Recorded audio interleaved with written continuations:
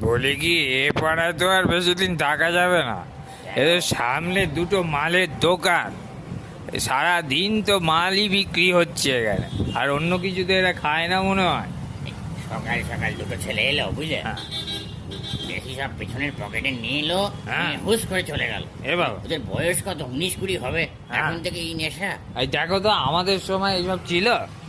আমাদের সময় এত নেশা কেউ করেছে? আমরা হলাম গিয়ে সেই 70 দশকের লোক বুঝলে, তা আমরা মাঠেই পড়ে থাকতাম। আমাদের সময় খেলাধুলো ছিল মালের মতো নেশা, হ্যাঁ। আর এখন সব বাঁ পকেটে একটা ঢোকাচ্ছে, একটা ডান পকেটে ঢোকাচ্ছে। চল। আর যাদের কোনো পকেট নেই তারা কোথায় ঢোকায়? আর এভাবে থাকা যাবে না, ওরা ভেতরের পকেটে ঢোকাচ্ছে। আর মালের বোতল বার করতে গিয়ে একবার অন্য কি বার করেছিল, আমাদের পাড়ায় কেলেঙ্কারি ধরে গেছিল। ছি ছি ছি ছি ছি। এইরকম ভাবে তো আর বেশি দিন নেই। এ না। পাড়া পুরো উচ্ছন্নে গেছে, পুরো উচ্ছন্ন। আর আর আমরা মহিলা ওই রাজুদের ছেলে দিকে সব খারাপ, সব খারাপ, সব তো ওখানে জুয়া পেটায় ওই বিকেল থেকে।